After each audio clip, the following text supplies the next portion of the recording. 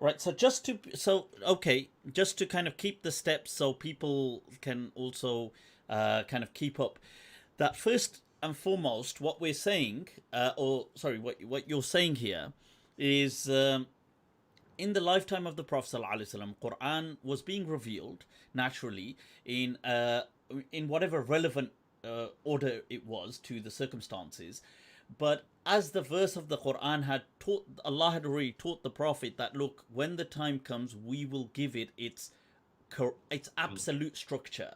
So inna alayna jam'ahu wa Qur'an. So we will, and فَإِذَا قَرَأْنَاهُ فَاتَّبِعْ قُرْآنَ. So once we have laid out the sequence, then follow it. Now, It at says the follow the new sequence. The yeah, the important new point is yeah Faiza Qara'ana, which means that when we read this in afresh, the you future, follow this yes, fresh sequence and abandon the previous one. of course. So Now, at the just one more thing I would of like to course, of course. point out is that if this is so simple, I mean, anyone can ask that why didn't people follow this verse of the Quran? The answer to that also is that Inna alayna jam'ahu wa Qur'anahu is not interpreted the way Farahi Saab interpreted it. And they interpret this verse in a different way, our traditional scholars, and they actually rely on Abdullah ibn Abbas's Asr in his hadith, in which he has a different meaning of Jam'a, and the word that he actually takes or he actually interprets is that the word Jama means that the Quran will be etched in the heart of the Prophet. So it will be collected in the heart of the Prophet. And this is how they proceed. So just giving you a So preemptive no, answer, no, that because absolutely. So what I was going to say is that and then what you're saying is at the end of the Prophet's life, in the final Ramadan, he repeats the entire Quran this time twice over, right, in now the divine sequence. So yeah, you're going with the understanding as well, just to be clear, that the sequence in the Quran, the Tartib al-Suwar, is what the usuliyin call tawqifi. It is divinely set, that Allah has set this, and right, the Prophet read this to the Muslims in his final year twice, and and in this reading, when it was read to him, some some changes may have taken place in pronouns right, and things like hmm, this, right, as not through the Prophet but through revelation.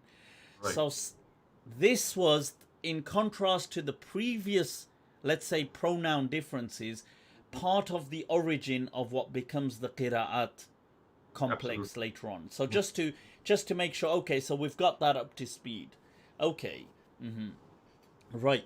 Now, and part of what also has added to some of the qira'at differences with where words are actually different may Right, have been the tashabuh, the kind of right. overlapping between Similarity. certain verses. And I can point out two other sources as well.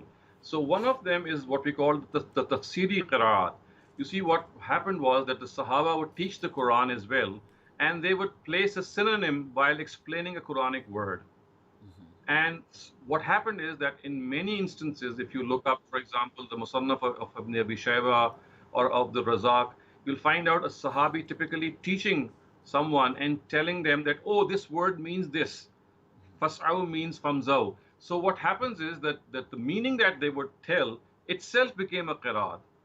And the teaching of the Quran, in which a Sahabi was simply explaining a Quranic word by replacing it with a synonym, and that synonym actually became a Quranic verse in itself, because they thought that the Sahabi is telling us that, oh, you can read this verse like this as well. Yeah, However, the Sahabi never went that. He was just explaining that this word means that. So that is the third source. yeah, And a fourth source which cannot be ruled out is concoction.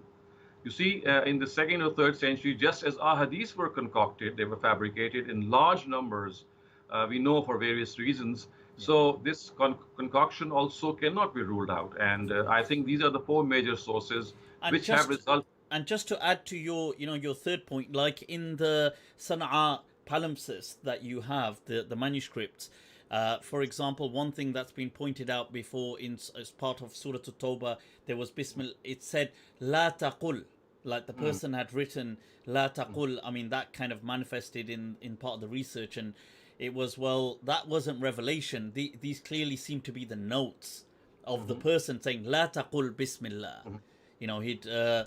So that just where people are adding notes themselves. Okay, so we've got this, okay, in the sense that the understanding is, look, the Quran was revealed, it was rearranged divinely at the end of the Prophet's life.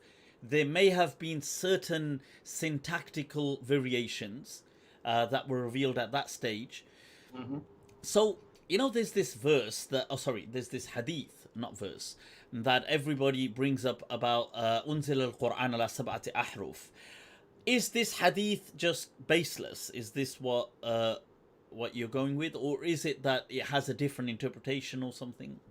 So I think before explaining, I'll just put before you the conclusion which Suyuti, one of the famous scholars of Ulumul Quran and of course Hadith sciences, has put forth, and he says that this is from among the mutashabihat, the meaning of which has yet to be known. It is an ambiguous narrative, Mm-hmm. and I have shown in my one of my chapters Yeah. that all these explanations of the word ahruf, there are basically 40 different explanations of what the word ahruf actually means.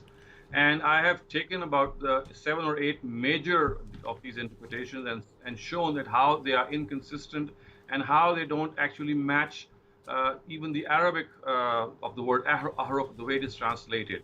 And then I've also worked on the isnad of these ahruf narratives Yes. and shown that not only the marfu ones, but the mawquf ones, of course, the mawquf mean the narratives which are reported by the Sahaba, they are not soundly reported. Although the question still may arise that even if all these narratives are not soundly reported, there has to be some kernel of truth because so many people are saying so Because many different yeah, things. they claim it's mutawatir. I was just going to show, in case some of you thinking, what on earth is Mufti doing? Why is he looking down? I'm just going to show to some extent from the book for you, like just as in just holding it, that this whole section is really, as you can see, almost this whole chunk. As you can see, that this what I've got in my hand there is dealing with really the variations, the sab'at ahruf, then the asanid, and then each of the ruwat and the different interpretations. I mean, in great detail. But I mean, the question is that is this? It's definitely confusing to people, but is it? Are we saying it's made up? I mean, some people will say, but so many people transmit it. Well, you see, what happens is that it's not necessarily made up. The Prophet could have said something about the Quran which was probably misrepresented and misinterpreted, the way we find many other narratives. These days I'm working on these narratives regarding the return of Jesus, and they also proliferate. We find them in huge quantities from the Sahaba, maybe in excess of 25 Sahaba narrating them. And here as well in the Sawatu Ahruf, we find more than 20 Sahaba. But first, we need to understand that the narration of more than 20 Sahaba does not make something mutawatir. Tawatur is not what actually personally I think, which is basically called by the Asuli Hadith scholars as Tawatur. But I subscribe to the definition of Tawatur, which is put forth by the Isuliyin, Yeah, which is the real definition, which means a of large number course. of people. It's not just 5 or 10 or 15. Yeah, and to be So fair, that the hadith scholars in early Islam for the first several centuries didn't have this term tawatur in their books. It's actually introduced it's much yeah, later. Yeah. much later.